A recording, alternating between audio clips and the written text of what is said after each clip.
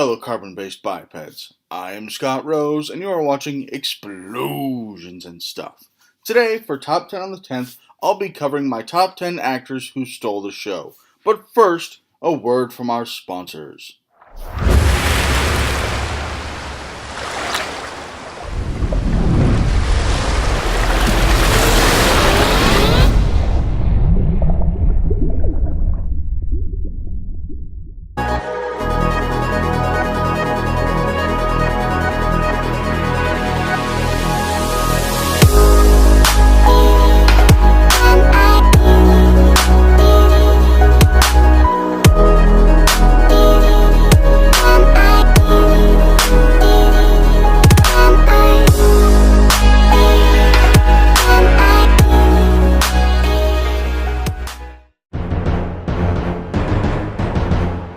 The rules of this top 10 list? Well, they're pretty simple. Rule number 1, I have to have seen the movie. Obviously, if I haven't seen the movie, it can't be on my top 10 list.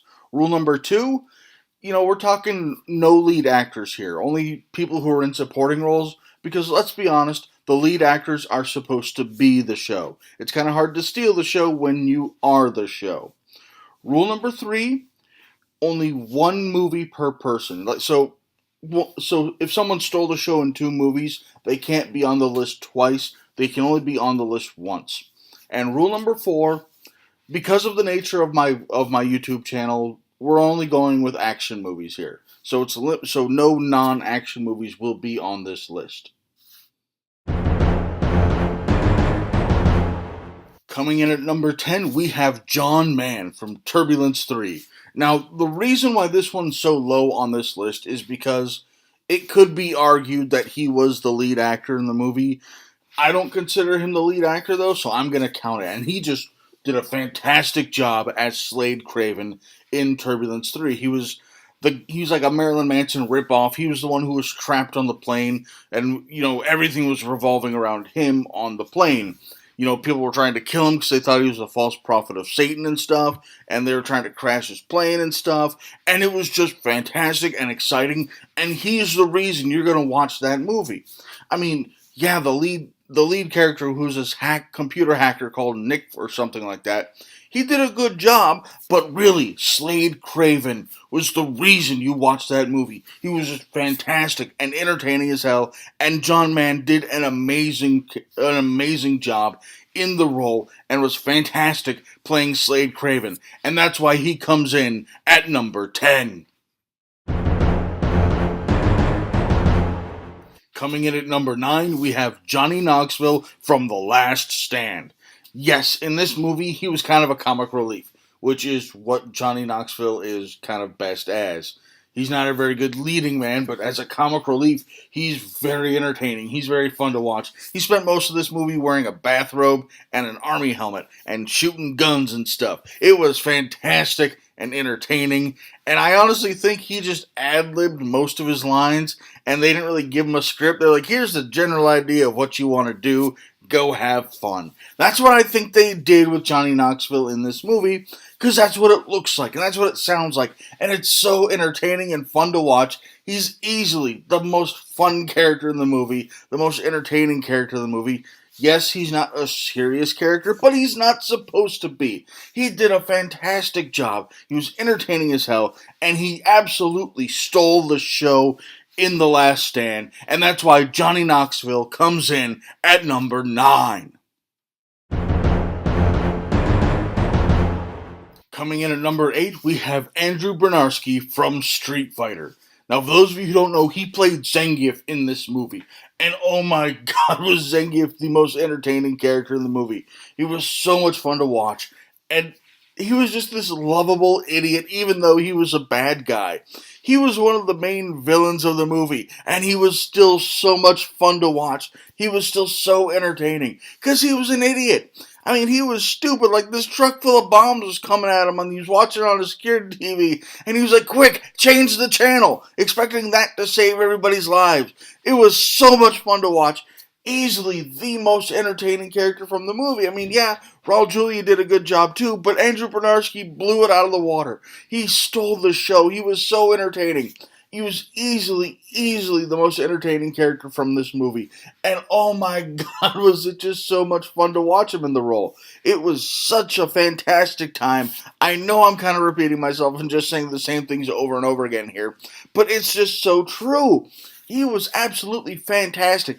Anyone you ask who even remotely remembers this movie or has any kind of some sort of fond memories of this movie, if you ask them their 5 favorite lines from this movie, I promise at least 2 of them will be from Zangief. I mean, I love the character so much that I actually named one of my rankings after the character. The whole Zangief thing like that. Because that's what he did. He didn't know that people did thumbs up. He did thumb sideways because Zangief. And oh my god, it was just amazing. But there were ones that were better. Zangief and the character didn't get a lot of screen time in the movie. So it kind of did balance itself out, but it was still a fun time to watch. And that's why Andrew Bronowski comes in at number 8. Coming in at number 7, we have Gene Simmons from Never Too Young to Die. I mean, Gene Simmons was the main villain of this movie. And oh my god, was he entertaining. He was just chewing on the scenery left and right, just having so much fun with it. You could tell he was enjoying himself. No, he's not a good actor. No one in that movie was a good actor. But oh my god, was Gene Simmons entertaining.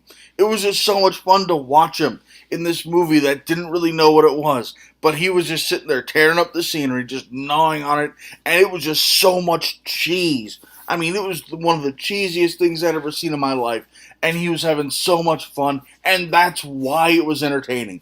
Everyone else was taking it seriously, and he was just like out there, screw it, I'm going to have some fun, and yeah! It was so much fun to watch. It was so entertaining, and Gene Simmons absolutely stole the show, and that's why he comes in at number 7. Coming in at number 6, we have Michael Shanks from Tactical Force. This guy is so much fun to watch. He's so entertaining. This is the best character of the movie. Yes, it has Steve Austin in it, and yes, it has Michael Jai White in it. But oh my god, was Michael Shanks so entertaining. I mean, he's supposed to be the bad guy. He's supposed to be the guy that you hate and that you want to die. He is easily my favorite character in this entire movie because he's so entertaining. The character is a smartass. He doesn't take things too seriously. You know, things that need to be taken seriously, he takes that stuff seriously. But most stuff, no. He just has fun and kind of plays around and is joking. And, you know, he's just so much fun to watch. He's so entertaining. And I kind of want to imitate the character, but I don't want to butcher him because he's a Russian guy. But it's just, you know, one guy's like, we need to, come on, this guy that he's held hostage is like, can't we talk about this? Can't we talk about this? And Michael Shanks is like, we are talking. You see, your lips are moving and words, they are coming out. We are talking. It's just so much fun to see this guy. So entertaining, and he is easily the best part of this movie. And that's why Michael Shanks comes in at number 6. Coming in at number 5, we have Scott Adkins from Undisputed 2. Oh my god. Now, I am a huge fan of Michael Jai White. I will admit that in a heartbeat. But Scott Adkins is the reason to watch this movie. Everybody agrees with that. That's why they continued the franchise with Boyka instead of anybody else. They broke their tradition and kept Boyka in all the sequels. I mean, he is just fantastic and amazing in this role. He is absolutely stunning and brilliant and just mind-bogglingly good. Like, he's so amazing that I have no words to describe just how amazing he is in this role. Amazing fight choreography. Amazing acting. When you consider the fact that he is English, and I believed in this movie that he was actually Russian. I was like, oh, this Russian dude's awesome. I gotta figure out his name. And then I was like, Scott Adkins. That name doesn't sound Russian at all. Then I looked him up, found out he was a Brit. Mind blown. Just absolutely amazing. An amazingly talented actor. An amazingly talented martial artist. Just absolutely stunning and fantastic. This guy deserves more credit than he gets. And it is just beautiful. He is the reason to watch Undisputed 2, and that's why Scott Adkins comes in at number 5. Coming in at number 4, we have Danielle Sherman in Riot. Oh my god. Oh, words cannot explain this. Like, just, she should have been the lead character. She should have been the lead character. The only reason she's so low on this list is because her character didn't have enough screen time. If the character had had just, like, maybe 10 more minutes of screen time, she would have been a lot higher on this list. She was just absolutely amazing and the most badass character in the entire movie of Riot. She had the best action scenes. She was the best actor. She was just absolutely phenomenal in this role. But she didn't, her role was so small, I don't even know her character's name. I have no idea what this character's name was, but I just wish she would have had a bigger role in the movie, because she was the reason to watch the movie. She stole the show in this movie. She absolutely did. Just amazing, spectacular fight scenes, the most entertaining and exciting fight scenes in the entire movie. Just absolutely stunning. And it doesn't hurt that she's nice to look at, too. That doesn't hurt it at all. But she did an absolutely stunning job in this movie. And that's why Danielle Sherman comes in at number 4.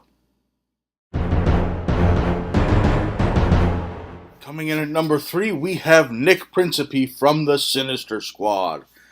Now, at this point, I'm just going to be saying the same stuff that I said in my review of this movie. But oh my god, he stole the show in this one.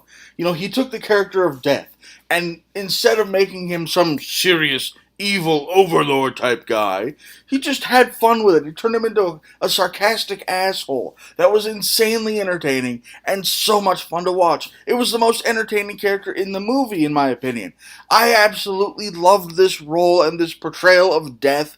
It wasn't like, oh, I'm so serious. I shall destroy all of the enemies. I shall vanquish the foes, and you shall all suffer my wrath. No, it wasn't like that. He was having fun. I mean, clearly, he didn't give a damn about what anybody else thought about him when he did this role. 0 fucks were given. He just wanted to have fun, and he did, and it was amazing. It was so much fun to watch. It was so entertaining. Absolutely the best character and most entertaining character in the entire movie. And that's why Nick Principie comes in at number 3. Coming in at number 2, we have Leon Burchell from Wormwood, Road of the Dead. Oh my god, the character of Benny. This guy played Benny, and it was just such a fun and entertaining character. It was amazing, and just, it really helped to lighten the mood, and that's where all of the emotion in this movie came in. I mean, you have the lead character, who is, you know, he just killed his wife and kid. He is emotionally dead, and just doesn't care about anyone or anything. And then you have Benny, who doesn't really seem to wrap his mind around what's going on. Just doesn't seem to grasp everything and the reality of the situation. It's just so much fun to watch. It's such an odd couple. And yes, you're supposed to cheer for that main hero guy. But oh my god, I wanted Benny to survive. I was pulling for him. I wanted Benny to be the hero. I wanted him to be the guy who just ran everything. It was so much fun. It was so entertaining. And it was just absolutely fantastic. He absolutely stole the show in this. The most entertaining character, had the best lines in the entire movie, and was so much fun to watch. And that's why Leon Burchell comes in at number 2. And my number 1 actor who stole the show? John Brodsky from Black Site Delta. Oh my god. This guy is the reason I made this list. He just did that good of a job in this movie. I mean, I'm not kidding when I say that without John Brodsky in Black Site Delta, the best it would have been was mediocre. That's the best potential it could have been without John Brodsky in it. He took that movie from mediocre and he made it great. It was so much fun to watch. Easily the best character in the movie. Easily the one that I cared about the most. It's the only one whose name I remember. I only remember Taylor's name because he was that good of a character. He was that entertaining of a character. I wanted him to survive. I knew he probably wasn't gonna, but I wanted him to survive. He was the one I wanted to survive the most. Such an amazing character to watch, such an entertaining character. Yeah, if I met him in real life, I wouldn't want to be around him, but as a character in a movie, he was amazing. John Brodsky nailed it out of the park. He did a fantastic job.